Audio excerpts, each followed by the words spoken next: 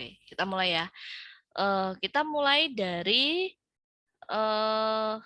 awal dulu. Kita berkenalan dulu dengan pengantar metodologi penelitian. Ya, pengantar metodologi penelitian. Jadi kita akan belajar apa sih yang akan kita pelajari di sini, kan begitu. Pengantar metodologi penelitian. Oke, jadi metodologi penelitian itu bisa didefinisikan sebagai cara, ya, cara atau teknik, ya, cara atau teknik yang disusun, ya, cara atau teknik yang disusun secara teratur, oke, yang digunakan oleh seseorang peneliti untuk mengumpulkan data atau informasi dalam melakukan penelitian yang disesuaikan dengan subjek atau objek yang diteliti. Ingat, yang disusun secara teratur. Artinya di sini ada aturan-aturan atau kaidah-kaidah yang harus kalian taati pada saat penyusunan penelitian ini. Ya.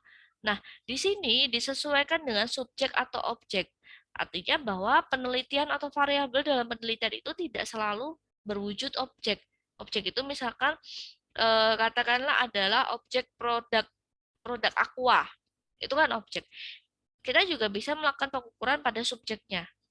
Katakanlah dari karyawannya, bagaimana kinerja karyawan, ya, bagaimana hubungan kinerja karyawan terhadap bonus, misalkan seperti itu. Itu kan subjek, yang menjadi variabel adalah subjek, ya. Nah, metodologi penelitian ini pada dasarnya merupakan cara ilmiah untuk mendapatkan data dengan tujuan dan kegunaan tertentu, ya. Jadi sebenarnya tujuannya adalah mengumpulkan data. Tujuannya apa? Tujuannya itu disesuaikan dengan tujuan dalam penelitian masing-masing. Nah, syaratnya cara ilmiah, ya, syaratnya itu harus memenuhi cara ilmiah.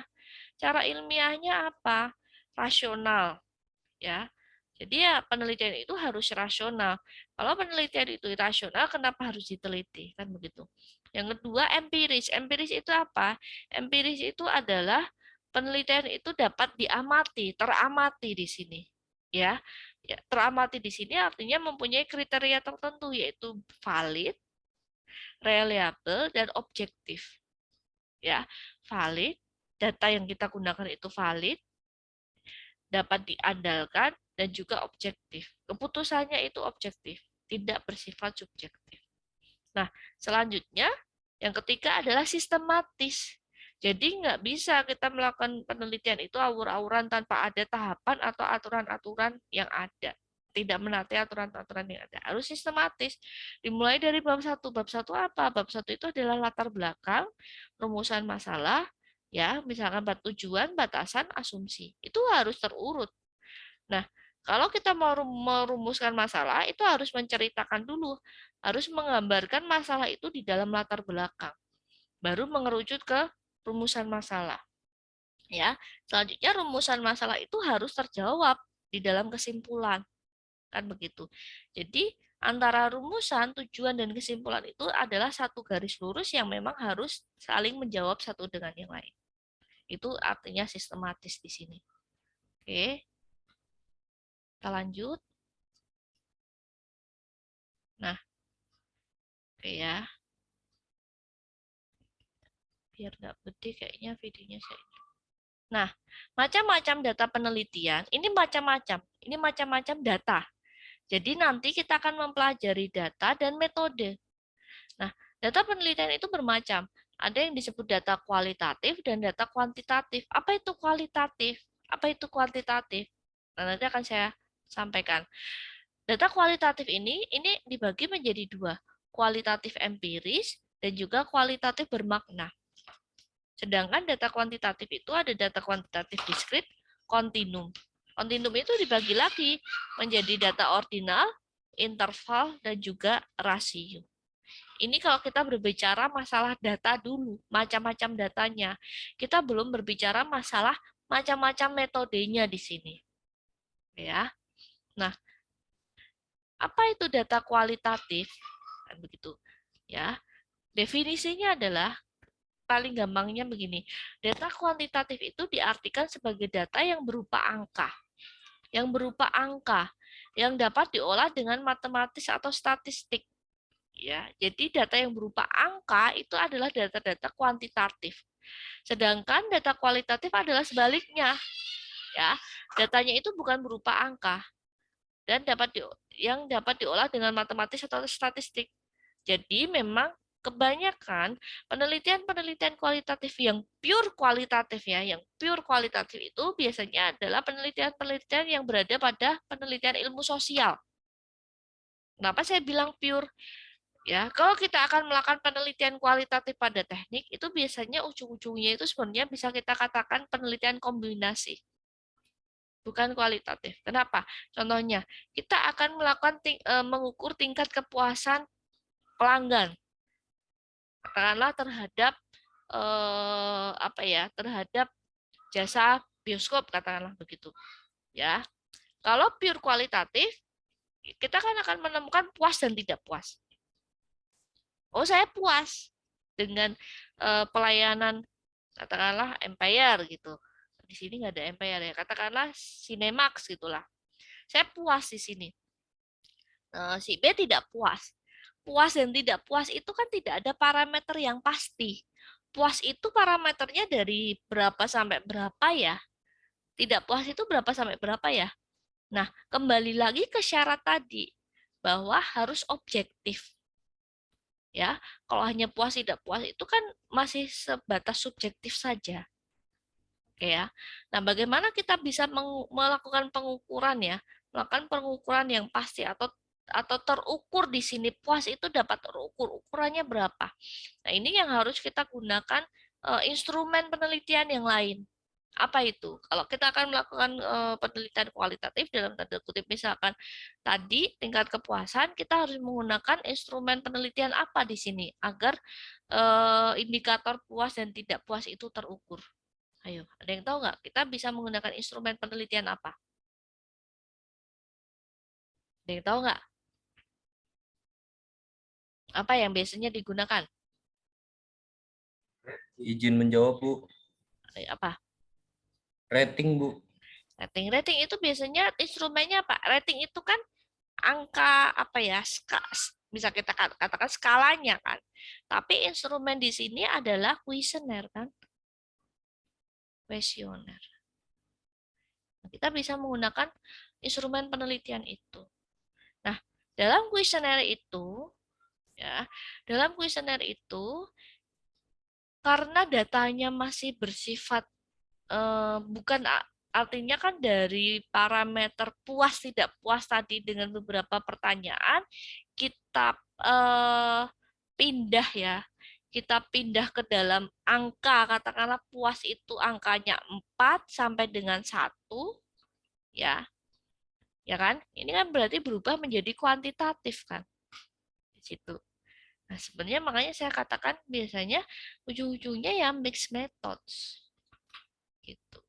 Ya, itu bisa difahami ya. Nah, data kualitatif empiris tadi itu adalah data sebagaimana adanya, tidak diberi makna. Tidak ada maknanya di situ, ya. Misalkan Ujang bilang penelitiannya, wah sih cewek-cewek farmasi itu cantik. Udah, sebatas cantik aja. Nggak ada maknanya, cantik aja. Udah. Sedangkan data kualitatif bermakna itu adalah data di balik fakta yang tampak, ya. Contohnya apa? Apa? Apa ya? Misalkan si pegawai menggunakan si pegawai ya. Katakanlah, oh kok pegawai itu pakai bajunya hitam ya? Kenapa ya? Mungkin ada makna di balik itu ya. Kenapa? Misalkan, oh ternyata dia sedang pulang takziah. Itu kan ada makna di balik itu.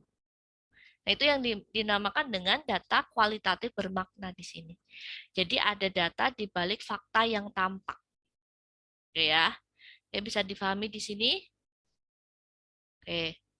Nah, selanjutnya data diskrit. Data diskrit itu sering disebut dengan data nominal. Ya, data diskrit atau data nominal ialah data yang satu sama lain terpisah. Contohnya apa? Misalkan dalam satu ruang kelas itu ada 30 murid.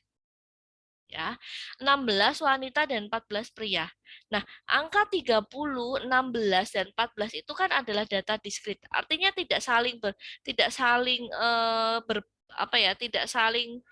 ber- berpengaruh ya, atau itu tuh sebenarnya memiliki arti sendiri-sendiri.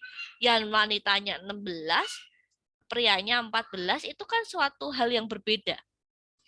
Ada informasi juga di situ ada 30 murid. Sedangkan data kontinum itu adalah data yang satu sama lain berkesinambungan dalam satu garis yang diperoleh dari hasil mengukur.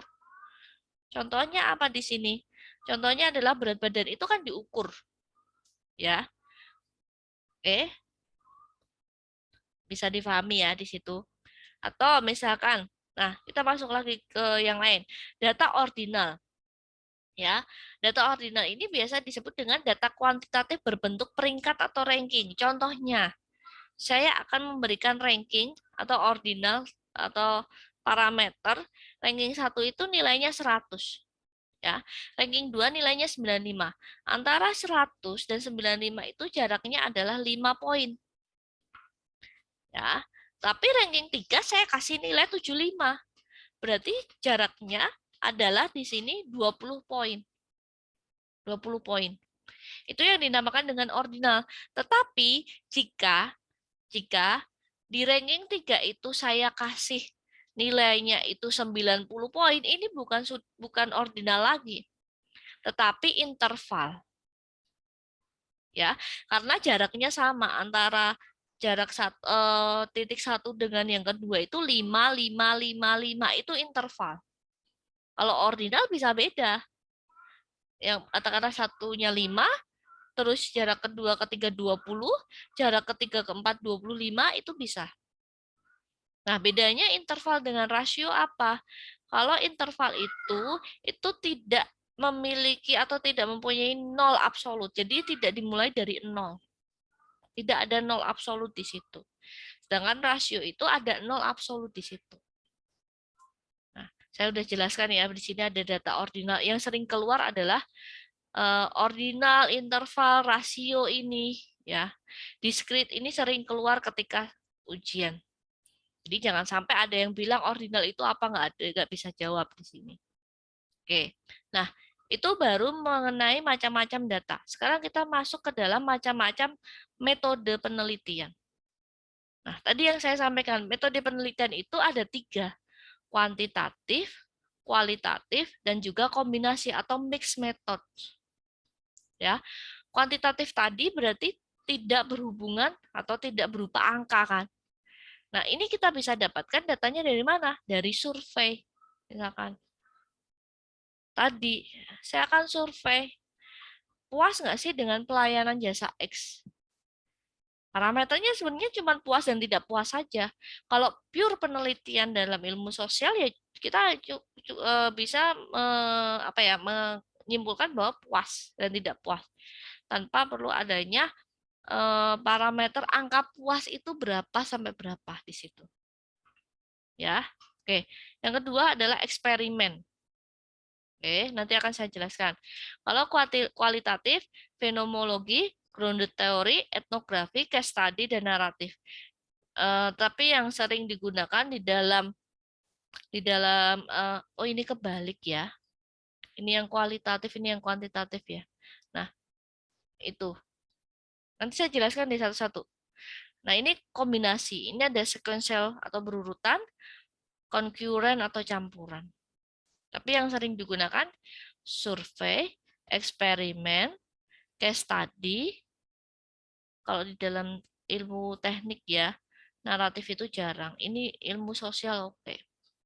Ya betul, ini kuantitatif di sini, betul, nggak kebalik. Kualitatif di sini. Nah, kita akan masuk satu-satu berkenalan. Ya, kita akan masuk satu-satu berkenalan di sini. Nah, penelitian pada umumnya dilakukan pada populasi atau sampel tertentu yang representatif. Ya, proses penelitiannya itu berupa deduktif, di mana untuk menjawab rumusan masalah digunakan konsep atau teori, sehingga dapat dirumuskan sebagai hipotesis. Artinya bagaimana? Kita tidak akan mungkin tidak akan bisa melakukan penelitian dalam semuanya. Artinya semua populasi kita gunakan. Nah, inilah yang dinamakan atau inilah yang kita butuhkan sebagai batasan masalah. Kenapa?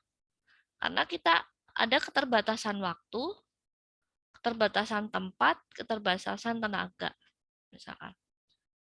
Misalkan gini, kita akan melakukan penelitian ya, survei tingkat kepuasan pelanggan tadi ya pada suatu PT Pos misalkan PT Pos. Populasinya itu kita gunakan dari bulan 1 tahun, Januari sampai Desember tahun 2022. Kita kan harus hitung dulu populasinya berapa. Apakah mungkin kita menyebar kuesioner sebanyak itu? Tidak mungkin kan? Sehingga kita memerlukan sampel di sini. Oke. Nah, mengapa proses penelitian itu bersifat deduktif? Permasalahannya kita jabarkan di depan dulu kan. Pada latar belakang itu kita harus menjabarkan masalahnya itu apa. Ya, ada masalah apa sebenarnya sehingga kita harus peneliti ini? Menggunakan metode apa? Kita setelah latar belakang kita jabarkan, kita susun dalam suatu rumusan masalah yang nantinya akan kita jawab di kesimpulan. Jawabnya menggunakan apa? Jawabnya menggunakan konsep atau teori ini. Nah, hipotesis kalau di dalam penelitian itu sebenarnya tidak selalu berwujud katakanlah H0 dan H1. Tidak. Misal, contohnya bagaimana? Misalkan kita contohkan bahwa bagaimana ya, apakah terjadi peningkatan kualitas ya setelah dilakukan usulan perbaikan. Itu kan tidak selalu berupa H0, H1 kan. Tetapi harus terjawab dalam kesimpulan.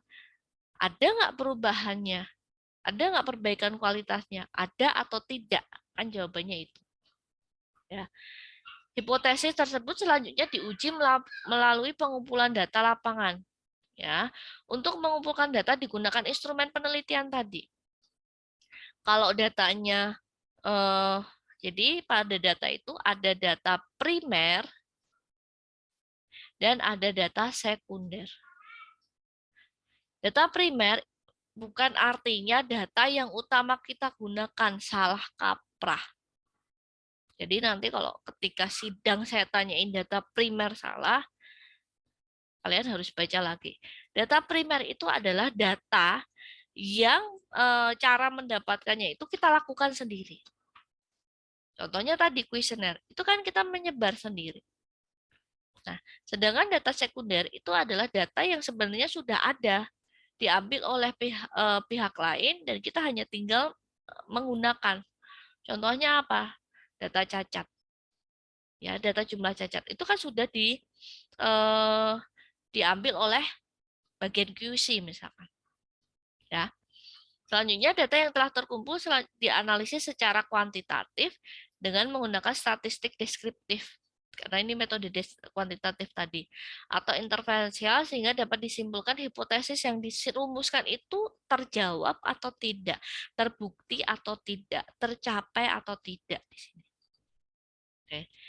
Nah, penelitian kuantitatif pada umumnya dilakukan pada sampel yang diambil secara random. Kenapa harus random? Kita tidak bisa misalkan ada incoming part yang datang. Ya, kita hanya mengambil incoming part yang pertama sampai dengan ke-10. Tidak bisa. Karena sampel itu harus dapat merepresentasikan dari populasi yang ada. Harus bisa, sampel yang kita gunakan itu harus bisa mengeneralisasikan pada populasi di mana sampel tersebut diambil. Sehingga pada pengambilan sampel itu harus dilakukan secara random. Ya, nah nanti akan saya bahas lebih dalam bagaimana penentuan populasi sampel pada bahasan populasi sampel. Jadi kalian tidak bisa tuh seenaknya misalkan populasinya contohnya ada 150. Biar gampang saya mau ambil sampelnya 100 aja lah. Nggak bisa. Ini biar cepat, Bu. Tidak bisa, semua harus ada dasarnya. Gitu. Oke ya, bisa dipahami. Nah, selanjutnya kita masuk ke dalam strategi penelitian. Apa itu strategi penelitian? Strategi penelitian adalah merupakan cara atau langkah yang diambil oleh peneliti untuk mencapai tujuan penelitian, baik penelitian kuantitatif maupun kualitatif. Jadi, kita harus memiliki strategi-strategi yang berupa langkah-langkah mengikuti logika dan struktur tadi pada prinsip metodologi dan metode. Ingat, syarat pada penelitian itu harus terstruktur, empiris, objektif. Kan gitu, ya. Nah, jadi kita harus memiliki strategi yang telah disusun sesuai dengan prinsip metodologi dan metode, serta bagaimana hubungan antara rancangan tersebut berkaitan dengan pertanyaan atau rumusan masalah. Jadi kita harus susun, karena pada penelitian kita ada yang dinamakan dengan rumusan masalah, dan tujuan kita adalah menjawab dari rumusan masalah itu, kita harus tahu apa ya instrumen-instrumen apa yang harus kita siapkan, metode apa yang kita gunakan, data apa yang akan kita cari, bagaimana ya cara mengambil datanya. Itu kita harus memiliki strategi itu. Ya. Nah, itu nanti akan dibahas pada tahap pembahasan bab 3 ya, metodologi penelitian, khususnya pada analisis data. Dalam analisis data itu harus jelas, mulai dari data tahapan 1 itu apa, datanya itu yang digunakan apa, contohnya inputan dari data itu apa, prosesnya bagaimana, outputnya apa. Jadi biasanya mahasiswa kalau bisa menuliskan pada bab 3 itu terstruktur, pada bab 1 jelas, eh, nanti pada bab 4 itu sudah nggak bingung lagi, karena guidance-nya itu sudah jelas. Apa saja tahapannya itu sudah jelas di sini. Tuh. Oke, kita lanjut aja ya. Ini masih ada kan? Kok anteng ya. Dan sampai sini dulu, ada yang mau ditanyakan nggak? Saya takutnya khawatirnya kalian pada nggak ada.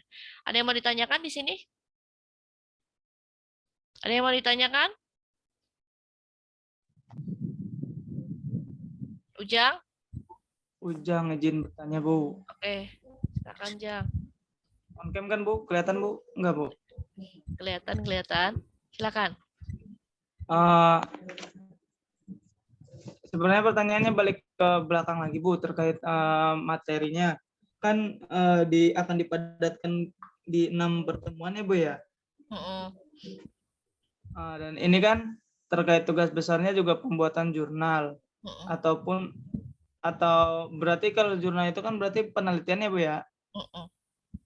Itu nanti akan diberikan temanya kah, atau apa kita yang ambil tema sendiri? Terus juga terkait ini juga kebetulan pas banget di strategi penelitiannya itu nanti apakah harus mengikuti materi yang disampaikan kah, atau ada kita bisa mengadaptasi strategi penelitian dari mungkin kakak tingkat ataupun mungkin dosen yang pernah kolaborasi dengan kita gitu kan, Bu, seperti itu. Mungkin itu, Bu, pertanyaannya. Terima kasih. Oke. Nah, untuk terutama untuk ini ya, untuk apa tadi? Topik ya? Tugas, Bu. Iya, Topiknya itu Iya. saya sarankan balik ke KP-nya ya. Karena kan kalian udah KP nih. Maksudnya kalian sedang KP kan di sini. Rencana KP-nya nanti akan membahas apa? Karena kan di kalian itu kan nantinya di tahun depan ada TA yang non skripsi kan. Lebih baik kan diambil dari pembahas atau pengembangan dari KP itu. Nah, kalau balik strategi, ini kan lebih ke teori dalam strategi penelitian, Ujang. Jadi kalau metodenya ya dikembalikan lagi ke kalian. Nanti di sini itu lebih membahas tentang ada loh sebenarnya dalam penelitian itu kita harus memiliki strateginya apa, kan itu balik lagi ke kalian mengikuti logika, struktur, dan prinsip metodologi dalam metode yang kalian ambil gitu. Nah, nanti saya akan tampilkan analisis data pada bab 3 metodologi penelitian, itu ada analisis data. Di situ sebenarnya mencakup juga strategi pada penelitian tersebut ya. Jadi tidak bisa kita generalisasikan loh, Jang. Misalkan nanti saya akan tampilkan satu contoh TA atau penelitian analisis data, nah itu tidak bisa kita generalisasikan untuk yang lain. Tapi guidance-nya atau framework-nya ya seperti itu. Itu ya Ujang ya. Jelas? Oke. Jelas Bu, berarti masih bisa ini ya Bu, bebas ya Bu, maksudnya secara metodenya gitu ya Bu ya. Bebas. Tapi kalau bisa disesuaikan dengan KP-nya, gitu Ya, maksudnya. saya sih khawatirnya ada penentuan pakai metode ini Enggak, gitu Bu. enggak. Kan kalian udah Baik, dibagi Bu. pembimbing KP tuh. Misalkan nanti dikonsultasikan dengan pembimbing KP-nya kan juga bisa. Gitu ya. Iya Bu, Nah, alhamdulillah. Iya, Valda sendiri Bu. Bu Akda. oke. Mantap kan dosen metodologi juga. Iya. Nah, kita masuk ke dalam pendekatan penelitian kuantitatif.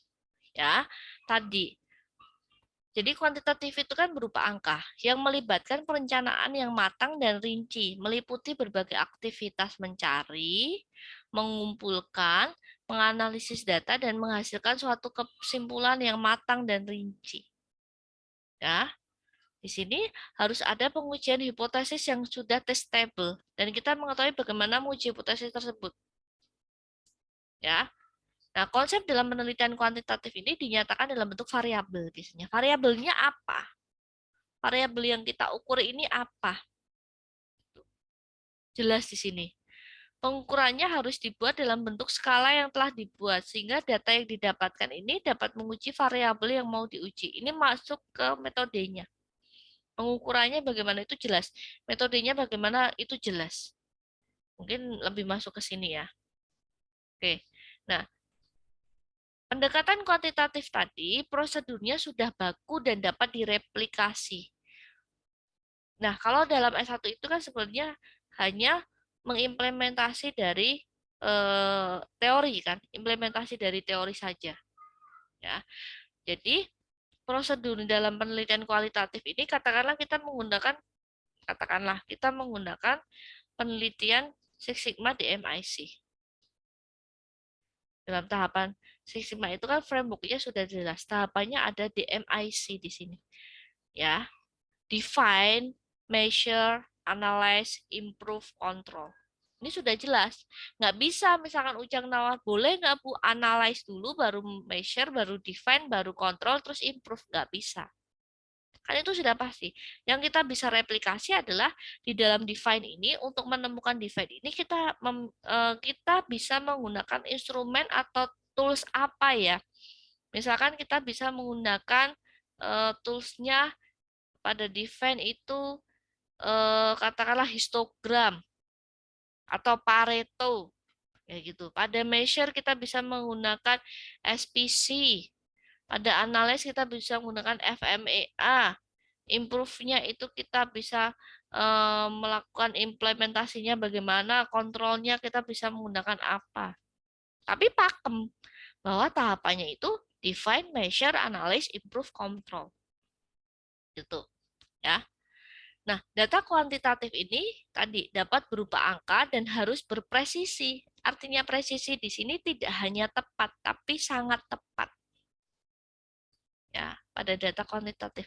Sehingga biasanya data kuantitatif itu ya, data yang digunakan itu kebanyakan ya, saya bilang kebanyakan menggunakan data sekunder. Apa itu data sekunder tadi? Data yang sebenarnya sudah ada dan kita hanya tinggal menggunakan. Contohnya data jenis cacat tadi. Itu kita ambil ya, datanya sudah ada pada bagian QC. Yang mengambil data jenis cacat tadi siapa? Siapa yang mengambil data cacat tadi? Siapa? Kalau misalkan di PTX, kita melakukan penelitian cacat produksi tadi. Siapa yang mengambil data cacat tadi? Ayo, siapa yang mengambil data cacat tadi? Pada bagian apa? Departemen Quality. Departemen Quality. Kita bisa, karena kesehariannya di situ, kita bisa anggap bahwa bagian itu atau yang mengambil itu sudah pakar kan? sudah pakar. Beda halnya ketika kita menggunakan data kualitatif tadi, kuesioner katakanlah. Nah, karena yang mengambil kita, ya, kita itu siapa? Artinya kita itu ya bisa saja kita salah dalam mengambil data, bisa saja kita salah dalam merepresentasikan data, sehingga data-data kuesioner itu harus dilakukan uji validitas dan reliabilitas. Beda halnya kalau data sekunder nggak perlu validitas dan reliabilitas. Tapi kalau data primer, kita harus melakukan validitas dan reliabilitas tadi. Ya. Nah, analisa dalam kuantitatif selalu menggunakan statistik seperti contohnya statistik deskriptif, mean, median, modus, atau misalkan menggunakan uji statistika yang lain, ya, uji statistika katakanlah uji T, uji C misalkan, tergantung dengan penelitiannya sendiri.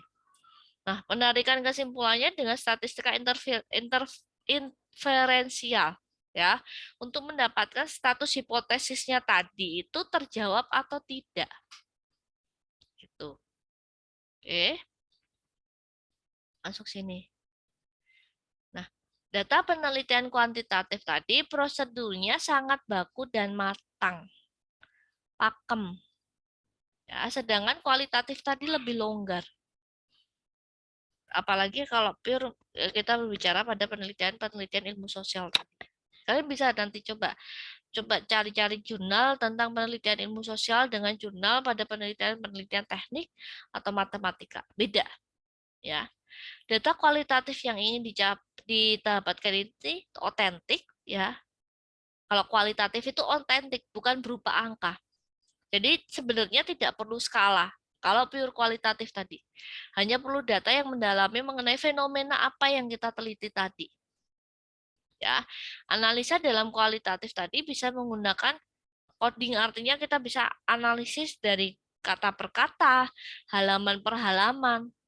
Kalau kualitatif, oke, ya, oke. Nah, kita masuk ke penelitian kuantitatif strateginya. Ya, yang pertama adalah case study. Case study adalah suatu pendekatan atau perancangan penelitian yang mempergunakan investigasi mendalam terhadap fenomena tertentu. Misalkan banyak sekali penelitian case study yang telah dilakukan oleh mahasiswa kita sih. Misalkan apa ya kemarin tuh contohnya? Oh, merancang suatu dice ya, merancang suatu dice karena cetakannya itu selama ini beli. Nah, ini ternyata yang beli itu dice-nya itu tidak tepat gitu loh. Selalu banyak menimbulkan kecacatan. Misalkan ada yang gempil di pojok. Nah, ini kan suatu case study. Dice yang dibeli itu menimbulkan tingkat kecacatan yang tinggi. Nah, ini bisa masuk ke dalam case study. Ada fenomena di situ. Kenapa kok terjadi kecacatan yang tinggi setelah dianalisis ternyata dice-nya itu nggak pas gitu.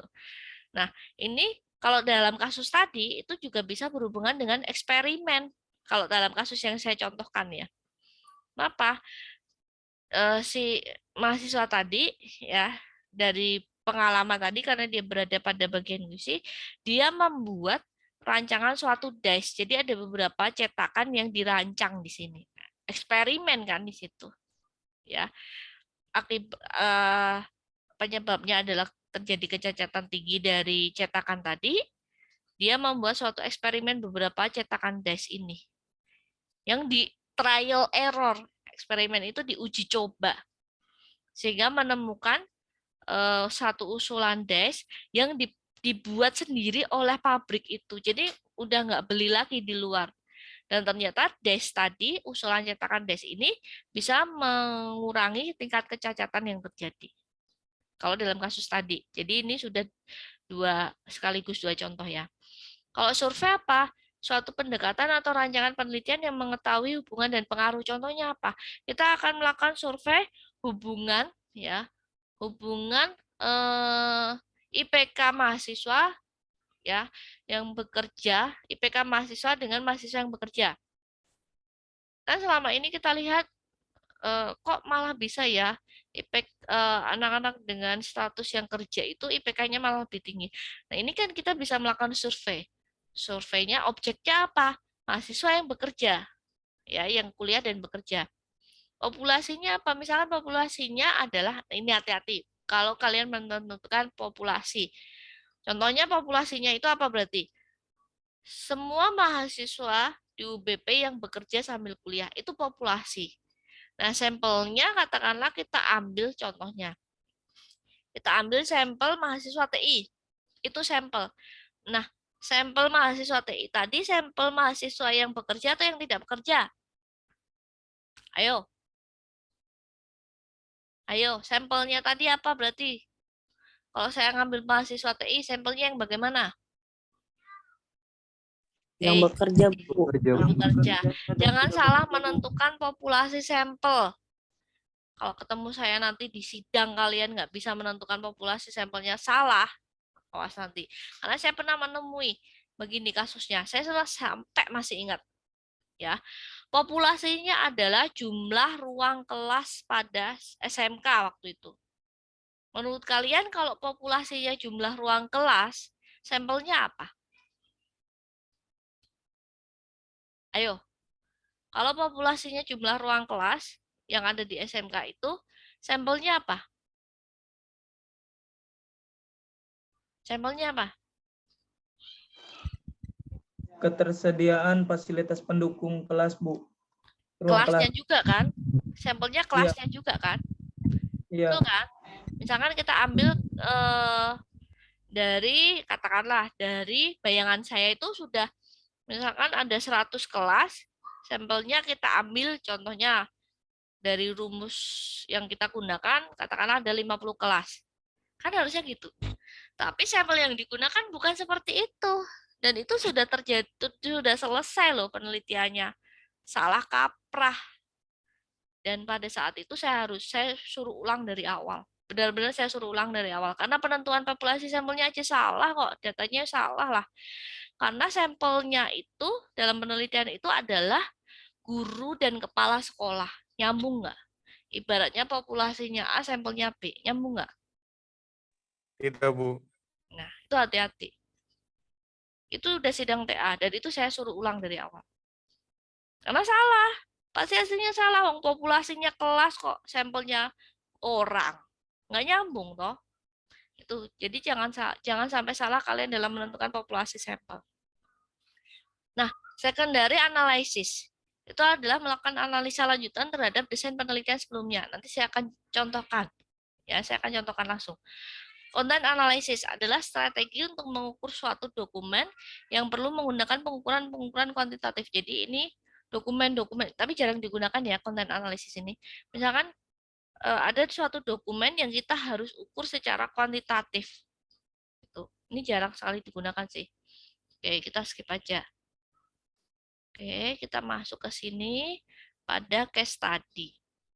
Ya, tadi case study adalah suatu pendekatan atau rancangan penelitian yang mempergunakan investigasi mendalam. Ya, tadi suatu pendekatan atau rancangan penelitian tadi misalkan ada fenomena terjadi tingkat kecacatan yang tinggi karena salah cetakan dice-nya. Kan gitu. Itu kan suatu fenomena, ya. Nah, fenomena itu fenomena baik sosial maupun fenomena lainnya itu harus terbaru. Sumber datanya tidak hanya satu tapi beragam. Itu kan datanya kan berarti data dari jenis tingkat kecacatannya, data dari cetakan dice-nya, kan begitu.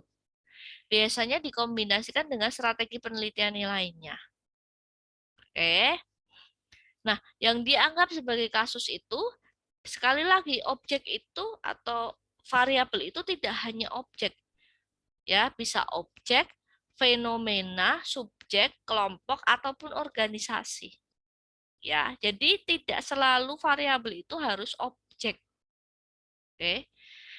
Case study menuntut kemampuan untuk menganalisis secara mendalam terhadap kasus itu. Kalau kita lihat hanya, oh, tingkat kecacatannya terjadi karena kesalahan dice. Dah, mungkin kita bisa bilang, berarti nggak usah beli cetakan dice di situ lagi. Selesai. Bukan seperti itu, kita harus dalami lagi. Ya, kita lihat des yang bagaimana yang harusnya dibuat, dirancang. Nah, perancangan des itu melalui beberapa tahapan selain trial dan error. Misalkan kita melakukan diskusi ya dengan beberapa pakar menggunakan ya FMEA, Failure Mood Effect Analysis. Jadi di situ kita analisis ya tingkat kegagalan apa sih yang mungkin terjadi. Kegagalan itu disebabkan biasanya oleh apa? Ya, tingkat kegagalannya itu bagaimana nilainya? Apakah sering, jarang, atau tidak pernah? Ini kan harus dianalisis di sini. Ya. Nah, makna kasusnya jika ada keunikan dalam kasus tersebut. Itu menjadi suatu makna dalam kasus. Itu contoh penelitian menggunakan case study atau dalam kriteria case study. Ya. Yang kedua survei. Ya. Metode biasanya memang terjadi pada metode penelitian sosial. Ya, contohnya apa? Tadi mau dilihat bahwa hubungan ya kinerja karyawan dengan tingkat bonus. Menurut kalian ada hubungannya nggak sih sebenarnya? Bonus yang dikasih itu gede akan mempengaruhi kinerja kalian nggak? Mempengaruhi nggak? Mempengaruhi, Bu. Mempengaruhi. Pengaruh, Bu. Pengaruh Sangat. kan? Sangat berpengaruh. Nah, itu kan ada makna di dalamnya kan. Kalau kembali lagi tadi pada penelitian kualitatif bermakna ada makna di balik itu kan. Nah, itu. Ini masuk ke dalam penelitian survei ini. Ya. Survei mengukur banyaknya variabel dan banyaknya hipotesis dengan instrumen tadi yang saya bilang kuesioner. Ya, kita bisa menggunakan kuesioner. Skalanya bisa menggunakan skala. Jadi dalam kuesioner itu kan ada skala. Bisa menggunakan skala Likert. Misalkan 4 itu sangat setuju. 3, 2, 1. Tapi hati-hati ya. Ketika kalian menggunakan kuesioner, itu sebaiknya angkanya itu angka yang genap ya. Artinya kalau 4 kalau sangat setuju, setuju ya. Tidak setuju, apa sih biasanya sangat setuju, setuju, kurang setuju dan tidak setuju. Jangan ada kalau 5 itu biasanya misalkan 5, 4, 3, 2, 1. Yang 3 ini, yang tengah ini nanti biasanya terjadi bias, ragu-ragu. Bisa saja antara 3 dan 2 itu sebenarnya maknanya hampir sama. Kemarin terjadi pada sidang terakhir kemarin siapa ya? Saya lupa tapi. Dan ini terjadi bias. Artinya maknanya sama kok antara 3 dan 2. Ngapain pakai dua-duanya? Jadi sebaiknya hindarilah ketika kalian menggunakan kuesioner, hindarilah ganjil. Gunakan genap. Oke ya. Nah, survei juga disebut dengan penelitian korelasional, korelasi berhubungan. Ya, untuk melihat kekuatan antar arah hubungan tersebut. Oke. Nah, 6 langkah dalam menjabarkan survei. Yang pertama, mengembangkan hipotesisnya dulu. Hipotesis yang akan kita jawab itu apa? Misalkan tadi, H0-nya ada hubungan antara bonus dengan kinerja karyawan. H1, tidak ada hubungan antara bonus dan kinerja karyawan. Itu kan mengembangkan hipotesis. Ya, terus kita tentukan tipe surveinya bermedia atau langsung. Karena kan banyak ya medianya bisa menggunakan Google Form dan sebagainya atau langsung kita sebar. Ya, dan kuesioner tadi. Terus selanjutnya merencanakan data-data yang akan dicatat. Data-datanya itu yang akan kita butuhkan apa ya? Itu kan yang akan kita susun dalam sebuah pertanyaan-pertanyaan kan. Nah, ingat karena kuesioner ini dia masuknya ke data mana? Kuesioner itu masuknya ke data mana? Primer, Bu. Primer, Bu. Primer, ya. Primer ini kan kita ambil langsung dan kita belum pakar kan. Tidak selalu berada dalam situ, maksudnya ya tadilah tidak terbiasa di situ kan, tidak bisa dikatakan pakar. Sehingga kita harus uji instrumen tersebut. Ya, menggunakan validitas dan reliabilitas tadi. Terus menentukan populasi dan sampel size-nya. Ya, jangan kalian hanya pengen enaknya aja, Bu, 200 kebanyakan, ngambil 50 boleh nggak? Atau ngambil 30 aja. Nah, kenapa dari 200 ngambil 30? Kan dari kecukupan data dari tabel distribusi itu minimal N-nya 30, Bu. Ya nggak bisa dasarnya itu. Harus ditentukan populasinya berapa, sampelnya berapa. Itu. Ya. Nah, terus menentukan teknik samplingnya itu. Banyak nanti teknik samplingnya akan dijelaskan pada bagian populasi sampel ya. Selanjutnya kita akan menganalisis data yang kita dapatkan tadi dan menarik kesimpulannya. Bisa difahami untuk langkah menjabarkan survei? Oke, lanjut. Lanjut ya, udah malam. Lanjut ya. Lanjut, Bu. Oke. Nah, kita lanjut. Eksperimen tadi. Tadi sih eksperimen, paham ya? Jadi, ketika akan membuat usulan cetakan desk-nya tadi kan harus ada trial dan error. Kalau di dalam kebanyakan sih metode yang digunakan dalam teknik industri eksperimen itu salah satu contohnya adalah desain eksperimen. Ada ya mata kuliah sekarang ya desain eksperimen ya?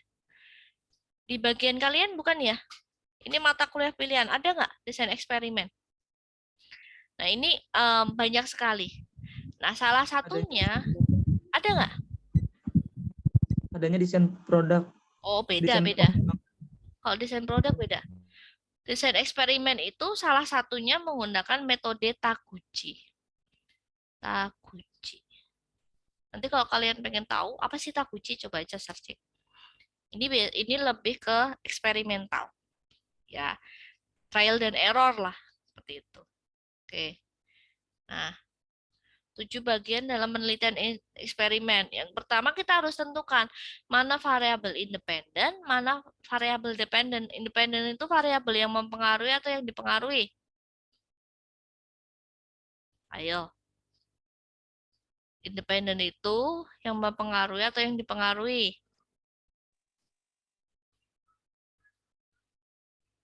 Mempengaruhi, Bu. Mempengaruhi. Ingat loh, Independence Day, kemerdekaan kan? Bebas kan? Berarti variabel yang bebas kan? Berarti variabel dependen adalah variabel yang dipengaruhi atau variabel yang terikat ya? Betul? Betul kan? Nah, terus kita lakukan pretest kondisi sebelum perlakuan bagaimana? Terus silakan post-test kondisi setelah perlakuan bagaimana? Ya.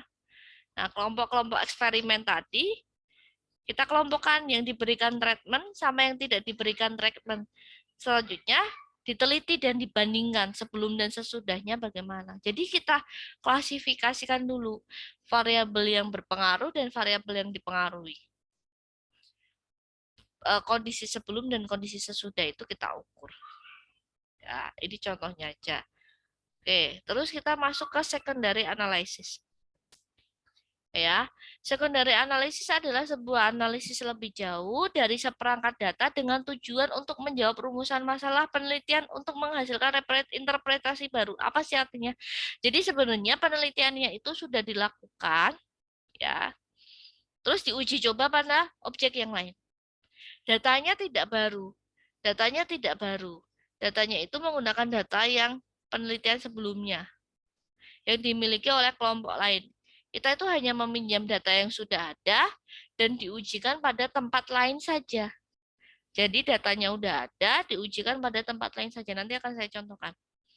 Kelemahannya adalah rentan untuk tidak valid atau tidak reliable.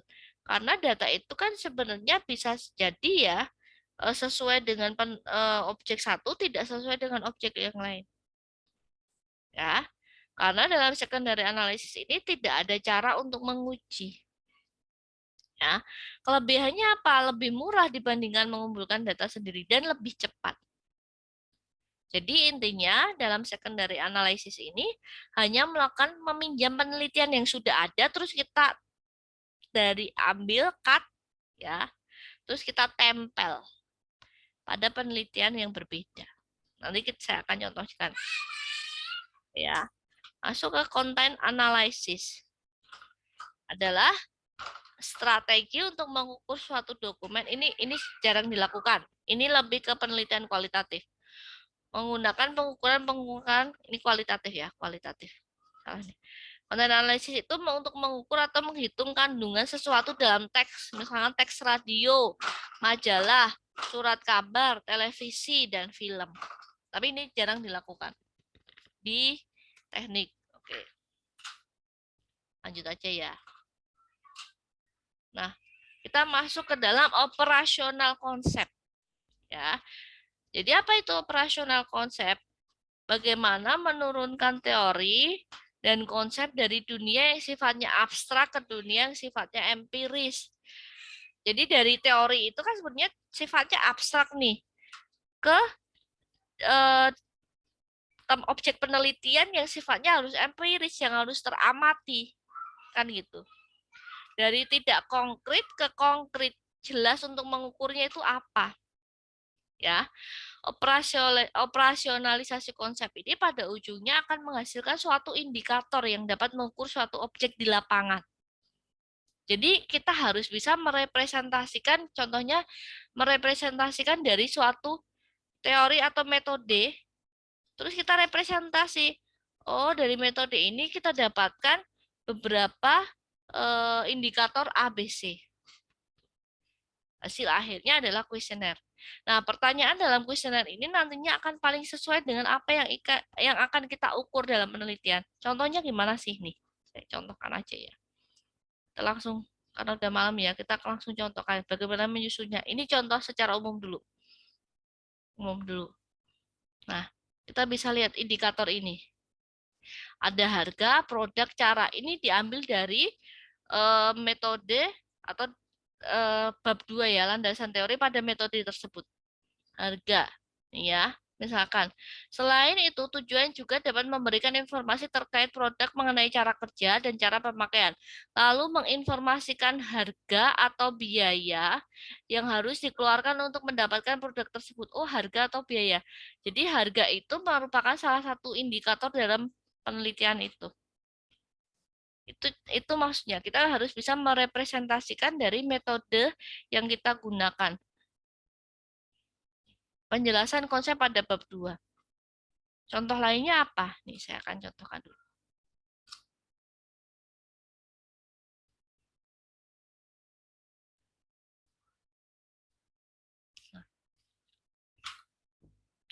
Jadi, penelitian ini adalah penelitian yang dilakukan pada, kelihatan kan ya?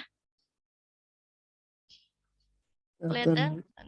Penelitian ini adalah penelitian yang dilakukan ya pada sebuah desa wisata. Ini tuh penelitian yang dilakukan pada desa wisata. Itu desa wisata Batik Kayu. Di salah satu kabupaten di Jogja, di Bantul. Jadi di situ ada desa wisata Batik Kayu yang di dalamnya ada 55 UKM. 55 UKM. Ya. Metode yang digunakan itu menggunakan SMART. Ya, menggunakan SMART, MAX, dan AHP. Ya, ada 3 ini. Nah, bagaimana yang dimaksud dengan tadi penyusunan tadi, operasional apa tadi? Nah, di dalam SMART ya, di dalam SMART itu sebenarnya sudah ada yang dinamakan dengan framework. Guidance-nya, framework-nya itu udah ada. Ya, framework-nya itu udah ada di sini. Framework-nya ini kalau kita buat sesuatu misalkan rumah itu di atas itu bisnis unit. Ya. Pilarnya itu adalah operasional unit. Dasarnya itu adalah departemen work center. Pilarnya udah ada. Jadi kita harus bisa merepresentasikan apa yang ada dalam bisnis unit, apa yang ada dalam operasional unit, dan apa yang ada dalam departemen work center. Ya, kita harus bisa merepresentasikan dari teori si SMART ini, metode SMART ini, framework-nya itu apa. Nah, di dalamnya itu ternyata setelah kita representasikan itu ada beberapa indikator di sini, ada beberapa bagian-bagian bisnis unit itu yang menyusun adalah salah satunya financial measurement, market measurement. Dalam operational unit itu ada productivity, flexibility, customer. Ini sudah ada dan kita hanya tinggal merepresentasikan dari metode tersebut. Nah, yang menjadi PR di sini adalah ya kita harus menentukan strategi target dan KPI ini. Tujuannya adalah menentukan KPI. Kenapa? Jadi dalam desa wisata itu ada sebuah pengurus ya, bisa dikatakan pengurus dari 55 UMKM ini. Itu. Nah, pengurus ini itu tuh pengen melihat kinerjanya. Pengen melihat misalkan kinerja UMKM Punokawan. Ya, Punokawan ini pada bulan Oktober nanti itu kira-kira kinerjanya itu bisa dikatakan baik, cukup atau kurang. Nah, untuk menentukan baik, cukup atau kurang kan harus memiliki key performance indikator atau indikator kinerja. Ya. Nah, ini didapatkan dari mana? Ditentukan dari strategi target tadi. Ya, misalkan indikator profit, kenaikan profit. Ya, KPI-nya adalah jumlah profit. Ya, satuannya apa? Jumlah profitnya kan, misalkan rupiah. Jadi kenaikan profit ini satuannya adalah rupiah. Ya, ini dalam penelitian ini menggunakan OMAX ya, objektif matriks. Kita gunakan matriks. Nah, rupiah ini matriksnya itu bagaimana? Ya, profit itu berarti higher is better. Semakin bagus, makin baik. Kan gitu. Kita nggak bisa, beda halnya nanti kalau dengan quality. Ya. Repair defective product. Ya. Ya, KPI-nya apa? Berapa jumlah produk yang dikembalikan oleh customer yang harus kita ganti? Berarti parameternya apa? Apakah higher is better atau apa? Ataukah lower is better? Ayo. Kalau Cacat berarti higher is better atau lower is better? Ayo. Kalau Cacat apa? Halo? Lower is better, Bu, kalau Cacat mah, Bu. Lower is better. Nah, itu. Ini yang dinamakan tadi operasional konsep tadi. Jadi kita harus bisa merepresentasikan bisa dari metode, bisa dari landasan teori dan sebagainya. Sebenarnya ini sudah ada. Bisnis level dan perspektifnya itu sudah ada. Kita hanya tinggal menentukan strategi target dan KPI dari kedua hal ini. Yang ujungnya tadi kuesioner kan. Ini menggunakan kuesioner. Menggunakan validitas dan reliabilitas. Itu. Paham? Operasional konsep tadi paham. Nah, kita balik tadi ke secondary analysis. Contoh lebih realnya bagaimana? Nah, ini kan dilakukan penelitian pada ini dilakukan penelitian pada 55 UMKM batik kayu. Ya. Nah, contohnya saya pengen kan saya udah melakukan membuat atau menghasilkan 31 KPI nih pada UMKM batik kayu. Saya ingin mengimplementasikan ke 31 KPI ini pada UMKM gerabah. Kalau di Jogja kan ada gerabah ya, ada kasongan ya. Hampir-hampir mirip kan sebenarnya. Batik kayu itu salah satunya topeng gitu loh. Dengan gerabah. Kan kesenian juga. Saya nggak ngambil data lagi. Saya hanya tinggal menggunakan KPI ini, ya, ke-31 KPI ini, ke dalam, kayak implementasikan ke dalam UMKM Desa Wisata Kasongan tadi Gerabah. Itu yang dinamakan dengan secondary analysis. Jadi nggak perlu ngambil data lagi, nggak perlu uji validitas lagi, tidak perlu. Tinggal hanya menggunakan data yang sudah ada pada penelitian sebelumnya. Itu yang disebut dengan secondary analysis. Oke, sama sini ada yang mau ditanyakan? Sebelum ditutup, silahkan. Monggo. Paham? Ada gambaran? Atau sudah greget pengen bikin proposal? Silahkan. Halo? Cukup, Bu. Cukup ya. Cukup. Nah, nanti berarti recordnya Cukup. nanti saya akan share aja ya di BOC. Oke, mungkin itu teman-teman. Kalau tidak ada yang ditanyakan, sebentar.